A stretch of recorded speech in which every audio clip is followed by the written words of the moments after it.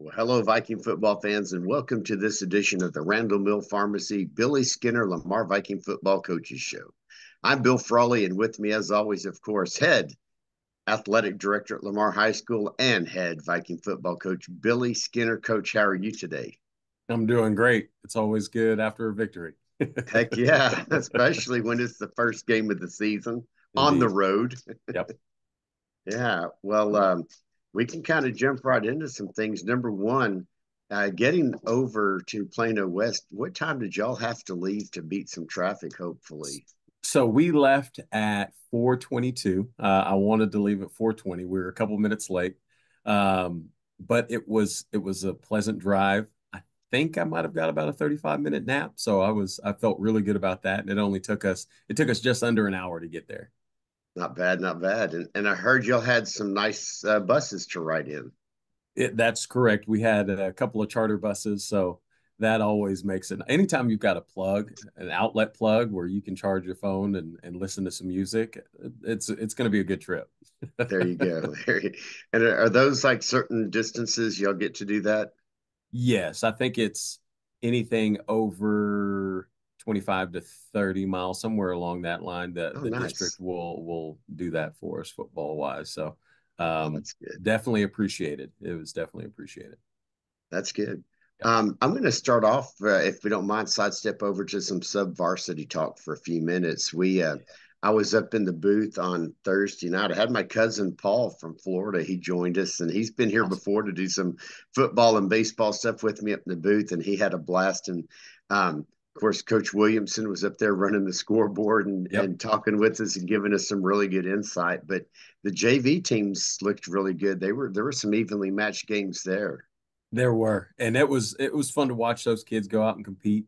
JV wise, we've to start the year, we've struggled the last few years, and so for our JV goal to start with a win, and our JV Navy to be, I mean, they were right on the cusp of getting it done. Yeah. So um, it was fun. It was really cool to see those guys go out there. Peanut Johnson on that JV gold team. My That dude, gosh. Josiah Johnson.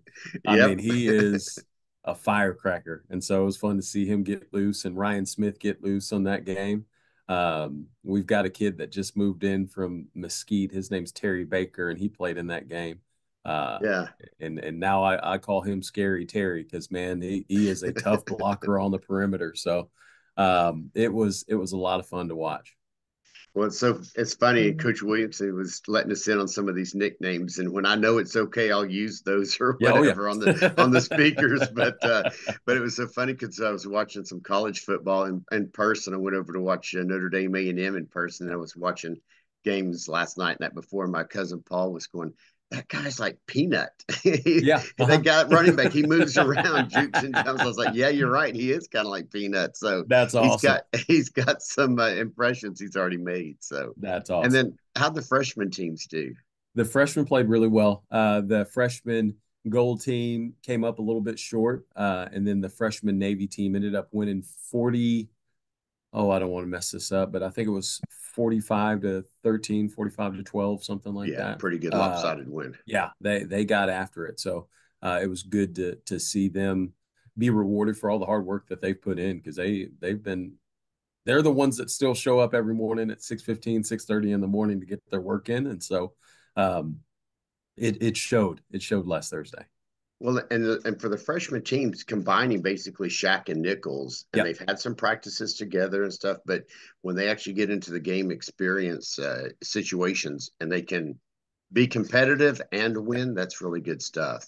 Oh yeah, no doubt about it. And our freshman staff, they're doing a stellar job with those guys. So Coach Ramos is our new freshman head football coach, and he's so organized, and he's got a plan together, a system in place where the kids show up, they know what to expect, they execute really well, and it's fun to watch. All right, so let's switch back over to varsity now.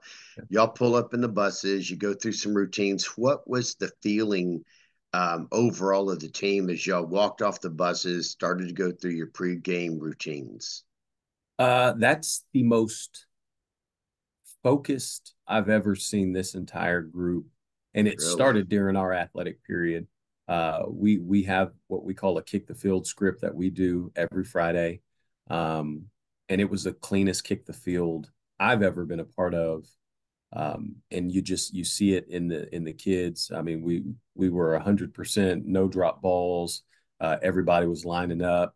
We were doing substitutions for special teams. Everybody was in their correct space. It just from that time, so from about 11 a.m. until it was time to kick off, the focus was just at another level. And that created kind of calm within my spirit because I knew our kids were ready. They were ready. The other coaches sensed that they were ready. And so that was as we showed up and we got off the bus, we pulled up to the wrong spot. So that was a lack of focus on my spot, on my part. But the kids never flinched. We walked across the end zone and I knew our kids were ready to roll. That's good. And you know, when you said talked about all of that focus they had, it makes me think of some at least one or two college football coaches, maybe some other ones, would have said, okay, now we're going on a business trip. We're going to go Mm-hmm. play this game. Y'all have fun doing a lot of stuff, but once we get on the bus or at some point, this is a business trip. And did you have to? I don't know, I shouldn't even say did you have to. Yeah. Did you say anything like that, or did it naturally kind of occur?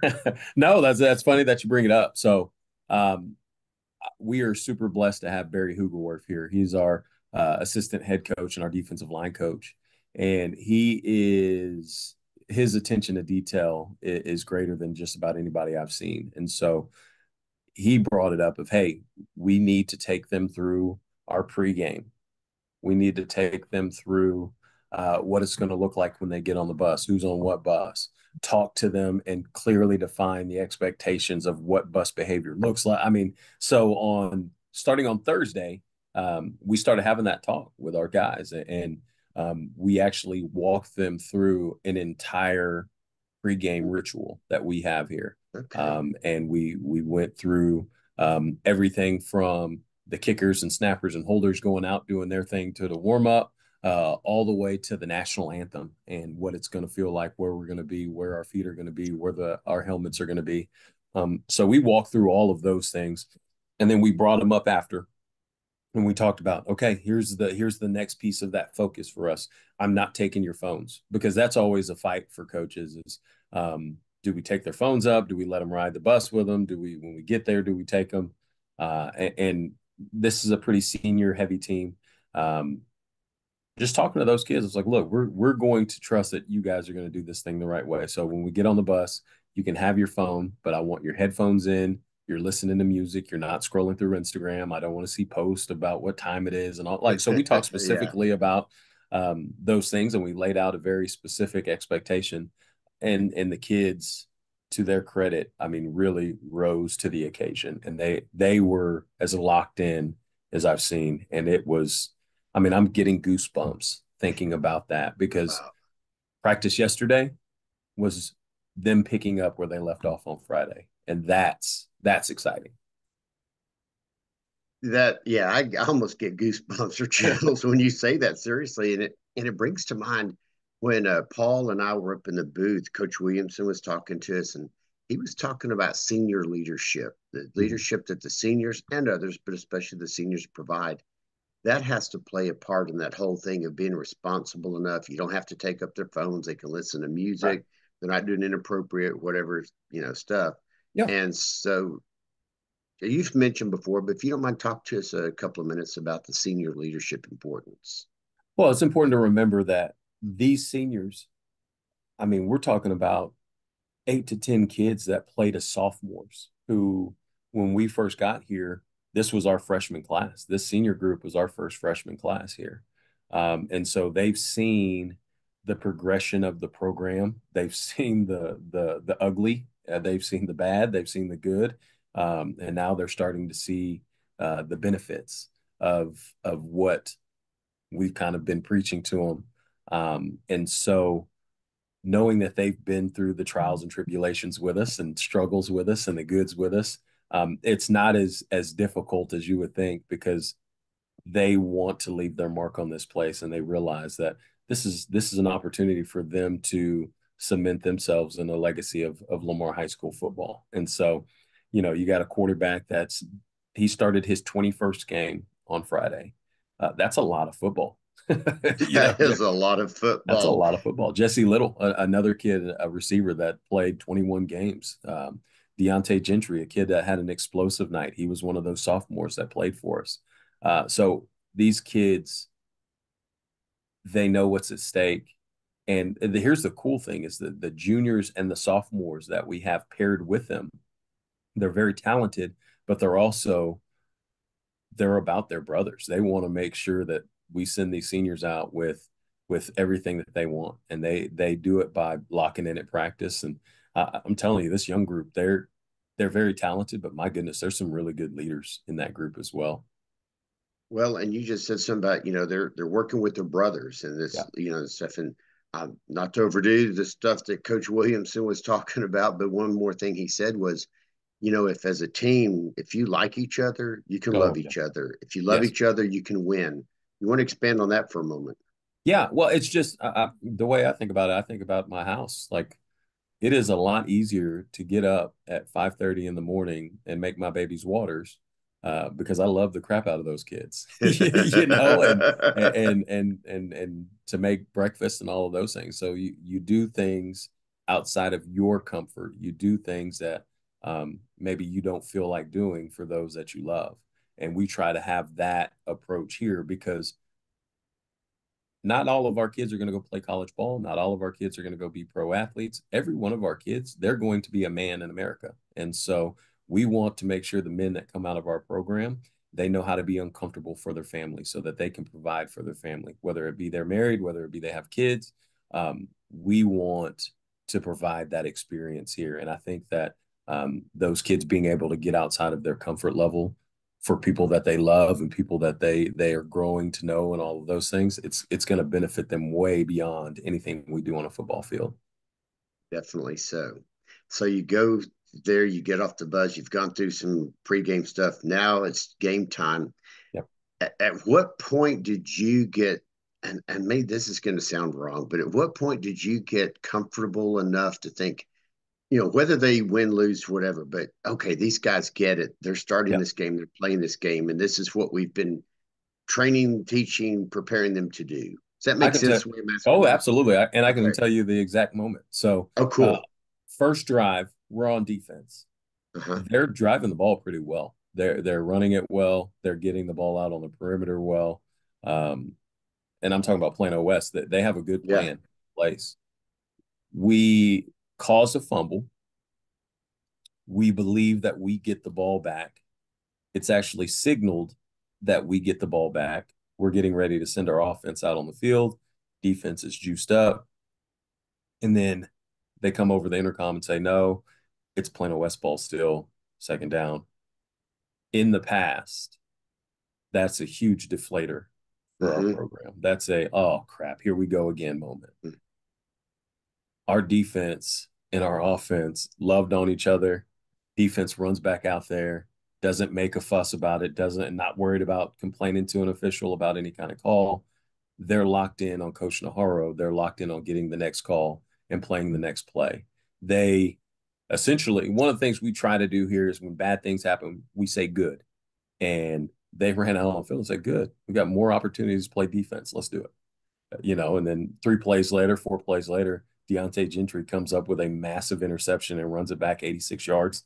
Um, and I knew we're going to be okay. Wow, that gave me chills just now. Seriously, man, that's cool that you could say you knew the exact moment and the way that they came in what could be considered adversity. They Yep. came back out and said, "Nope, we got more opportunities," and they Yes. took and they made the opportunity. That's Yes. incredible. Yep. Well, if you don't mind, run us through a little bit of how the rest of the quarter and the first half played out. But I mean, I know what the score was at halftime, but I'd like you Yeah. to kind of walk us through some stuff with that big smile you've got on your face. Well, yeah, no, it was it's unlike any game that we've had so far. Quite honestly, we've had some wins here. We've had some anyway, it was just cool to see a full team game. In that first half, that's what that was all about. Our defense bowed their neck. They knew that they were going to keep the lid on big plays, explosive plays, and when they had opportunities, they were going to take the ball away. And the defense did that. Offensively, they knew going in that there were going to be we're going to have to be super focused. We've got a young offensive line, and so we're playing a team that does a bunch of different things on defense. We're going to have to line up fast, execute, and they did it. They did it really well to the tune of, I think, and I know I'm jumping ahead here, but we averaged 8 yards a carry on our rushes. Anytime you're averaging 8 yards a carry, you're you're doing pretty good offensively, and so and then putting the ball into the end zone. I know a lot of people think that's the easy part. No, it's really stinking hard to do, and for us to have the efficiency we did in the red zone, for Gannon to play as well as he did, for Kelton Barney to play as well as he did, and our receivers, even though we didn't throw for a ton of yards, they I'm so high on that group because of their selfless mindset, how they block on the perimeter for one another, how they block on the perimeter for the running backs when they get loose. So that first half, it was just neat to see a team play for one another. It was good to see the ball get into the end zone. It was good to see Deontay Gentry come up with a fumble recovery for a 50-yard touchdown on the defensive side. Um, we got to see a lot of the positive things that we've seen in camp actually happen on the field. And that's got to be something really special to see that. You've seen it in camp, you've seen it in practice. There's not necessarily a real team on defense necessarily, Right. whatever. And then you see it in the game situation and it plays out like you've taught them, practice, coach, and everything. That's got to be Yes. great. Yes. Yeah. It's really fun. So at halftime, you have what I think a 30-0 lead, It was, yeah, 29-0. 29-0. Yeah. And so I know you don't want to say everything you say in the Oh yeah. locker room at halftime, but Mhm. what kind of message, what's the demeanor? What do you say to make sure they know this ain't over, you know? Yeah. So our theme of last week was a relentless pursuit of dominance. I showed them the video. I don't know if you've seen the Avengers, but where the Hulk grabs Loki by the ankles and just smashes him to the side, to the left, to the right, and then just leaves him there, because it's the Hulk and he's going to dominate. He's going to do those things, and so I reminded the kids that that was our expectation, as a relentless pursuit of dominance. And so we could feel good about a half and then we can get on the bus after the game and be good to go. Or we could go live that theme of the week that we talked about. And the kids seem to really kind of grasp onto that and believe in that. I brought the skill kids together. Actually, I brought the whole offense together at halftime so that we could talk about um, just being excited for your brother, because again, it's a game where we're running the ball really, really well. And so because we're doing that really well, we're not necessarily trying to stretch the ball as vertical throwing the ball. Um, but to see those receivers still be locked in, and still do the dirty work, even though they're not necessarily getting their looks down the field. And just reminding them of, hey, this is important for this game, and this is important for your brothers, and for them to stay locked in. And I mean, they did a fantastic job with it. Yeah, that's a really good point because it's easy to see sometimes, whether it's high school, college, or pro, there's those players that, hey, if I'm not getting my reps, if I'm not getting my touches, if I'm not getting my time in the spotlight, well, what the heck? What's Yeah. it worth? But when they can stay locked in, do their job, and realize this is about a team, not Yeah. my individual stats, that does say a lot. Right. Good stuff. So as the game's progressing, how do you keep them? Archie, it's the opposite of when the team is behind by like, oh Right. well, we just got to make it through, but you're leading by a significant amount. How do you Mhm. keep them like you say? How do you remind them through that halftime or the second half after you've had your halftime talk? So we've got some pros on our staff. I mean, we've got guys. Coach Naharo, he keeps that defense on edge, and it doesn't matter if we're winning, we're losing. It doesn't matter if we're having the best day of practice or the worst day of practice. There's an edge that those guys maintain with everything that they do. And so, kind of leaning into that, leaning into the coordinators, leaning into guys like Jeff Morris, our offensive line coach, who coming into this week, he knew his hands were going to be full with all of the things that they did offensively. And so, those constant reminders about our guys staying locked in on what their job is. Dylan Viard, who I've been singing his praises since we hired him as a freshman coach. He's now our varsity receivers coach. He's responsible for getting signals into our players. He's responsible for talking to them before they go out onto the field. And I'm telling you, the dude carries himself like an NFL football coach, just in how business oriented he is, how matter of fact that he is, and the kids love it. We as a staff love it, and so we've got great people on our staff that do a really good job of living the message, maintaining the message, and then and spreading the message to our kids, and our kids do a good job of trusting it. Well, and you do have a great staff, and they're supporting you. They're buying into the process, the system, as are the players. And I really enjoy hearing any of the assistant coaches, anyone on the coaching staff say, "Well, we love what we do. Wouldn't want Yeah, to be doing anything else." right. And that really is something there. And I think that, of course, has impacts on the players when they see the coaches going through routine practice or Mm-hmm. whatever it might be, mundane. And Yeah, yet, hey, wow, the coaches are into this, so we're yeah, into this. yeah, All right. Well, lots of good offensive and defensive plays. There were some sacks. I think Ransom Burns, Braylon Williams had a sack or a sack and a half. yeah. I love when I go to the grocery store and say, "Can I have a half a sack?" No, but I know it's all about the credits and stuff. But it's great to see these people, and then of course the people in the trenches, the guys on Yeah. defensive or offensive line, making the plays. Again, they don't get their names called out a lot, but they're the ones a lot of times breaking those holes, making stuff happen. And you know what? I'm glad you brought that up because our offensive line, again, anytime you're averaging 8 yards a carry, um, that's a big deal. And especially when we're doing it with an offensive line that has one returning starter on it, and then a bunch of young guys. And they played such a great game. They did a good job in protection. They did a good job in run blocking, all of those things. And then a guy that really stood out on the defensive side was a kid, Marquise Rice. Hmm. He's number 95, big old dude from Germany. And I mean, he was playing and he was moving. He's a big old dude. And so he's taking on two blockers and then the ball's getting down the field and you see him sprinting to it. We watched the film as a staff on Sunday, and we're watching it Sunday morning, and there's a clip of an incomplete pass. Coach Naharo, again, like I said, he coaches with an edge, and our kids understand there's an expectation of getting to the football. Well, it doesn't matter if it's an incomplete pass, a fumble. If the ball is on the ground, our kids are taught you sprint to that ball, you pick that up, and that's our ball. And Marquise, there's a ball that hits the ground and he's about 7 yards away and you see the burst and you see him sprint to it and it's an incomplete pass. He doesn't care. He knows the expectation. He gets on the ground for it. And that fired me up because of the culture of our defense, but that fired me up because that's a big old dude that if he can do it on every play, anybody can do it on every play. And so he played really well. All right, cool stuff. Well, Labor Day was yesterday. We're filming or recording this on a Tuesday. A lot of people, myself included, kind of take it easy on Labor Yeah, Day, but y'all were laboring away. I know there was that's a it. practice, and were they locked in again? Were they ready They to start this week? And they were again since Friday they have not let off the pedal. So nice.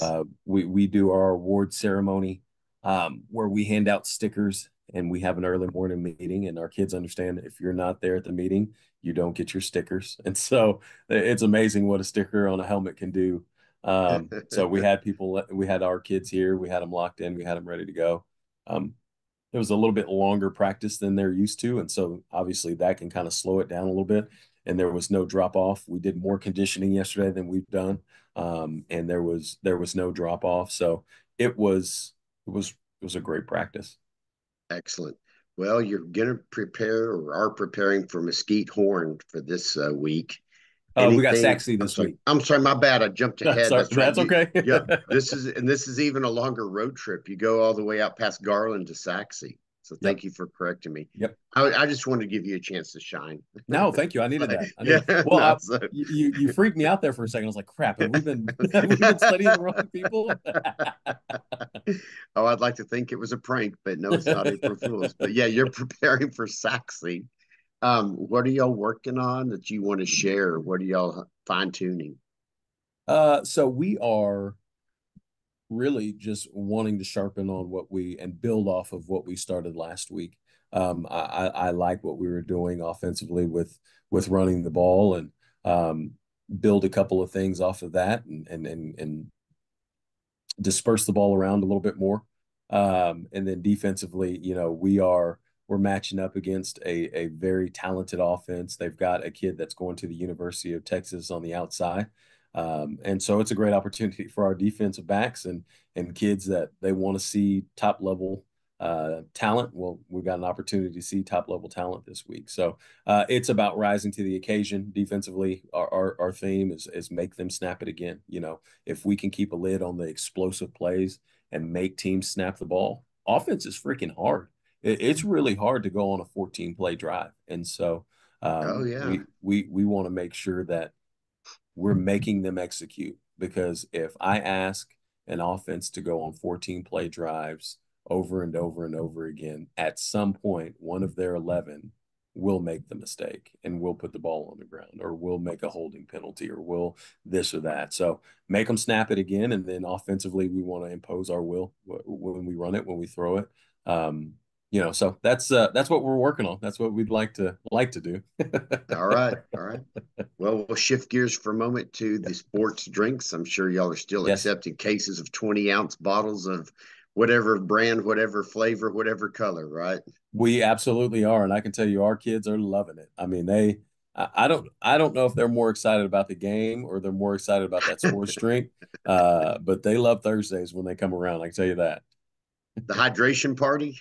Oh yeah, hydration party, and then when our kids finish their games on the JV and freshmen when they get there, so it's they always look forward to it.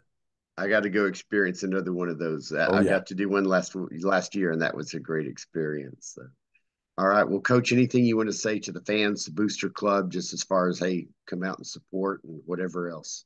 Yeah, so this week we're playing at HBJ Stadium in Garland. Fun fact, I lived in Garland from I think third grade to fifth grade, and my first year ever playing football, I played in the Turkey Bowl at HBJ. So we won the Okay. the Turkey Bowl championship there at HBJ. So it'll be cool to go back there many years later. Would love to have the fans come out and join us and support the Vikes. We've got a lot of things happening on our side of town this week. Tennis is in action this week against South Grand Prairie. Cross country, they're running this week in Mansfield. Volleyball's playing tonight at 6:30 against Crowley. So if you're bored and you want to come support the Vikes, this is a great opportunity and a great week too. Sounds great. Sounds great. Well, Coach, anything else to add? I know there was a loss in the football community. Mr. Pointer's son. I think you might want to share something about that. Yeah. So Jim Pointer, who is a lifetime Viking. He's been our 7-on-7 coach and a mentor to many, a father figure to a lot of people. He and his family suffered the loss of their oldest son, Justin, this weekend after a 3-year battle with cancer. And, you know,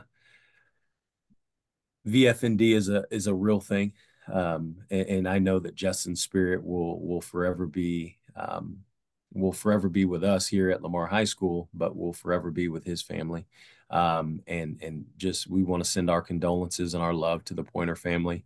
I know that there's a GoFundMe to support his family going around, and that's something that we'll share on our social media pages and all of that good stuff. But we want to send our love and our thoughts and our prayers um, with Jim Pointer and Peggy Pointer and the family because um, it uh, it hurts to lose Vikes and it hurts to lose our people. So just want them to know we love them. And that's the great thing about the Viking community, the Viking fight never die spirit, and the support that everyone can show each other, no matter how long someone's been a part of. And he's been such a crucial part of the program. So thank you for those words. Yes, sir. All right. Well, anything else to add before we close off? I I think we covered most of it. I'm sure I've left something off. All Uh, right. but Well, excited to work. well, lots of excitement for the Viking program, not just the football, but I'm so glad as athletic director, you mentioned all the sports that have events, games, contests coming up. So be sure and go out and support everybody. Well, until next time, I'm Bill Frawley with Coach Billy Skinner saying VFND. VFND.